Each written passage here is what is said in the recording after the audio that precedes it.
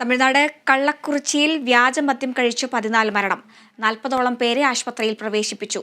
പലരുടെയും നില ഗുരുതരമാണ്. സംഭവത്തിൽ തമിഴ്നാട് CBCID അന്വേഷണം ആരംഭിച്ചു.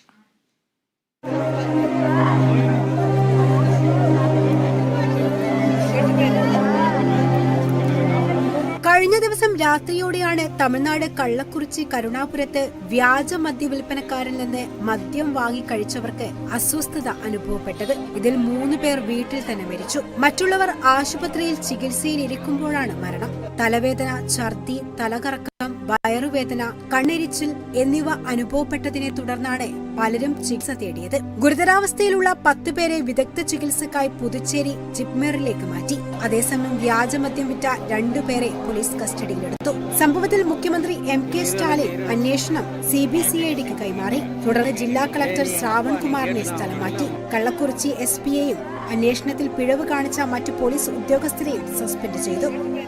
National desk, Kerala vision news.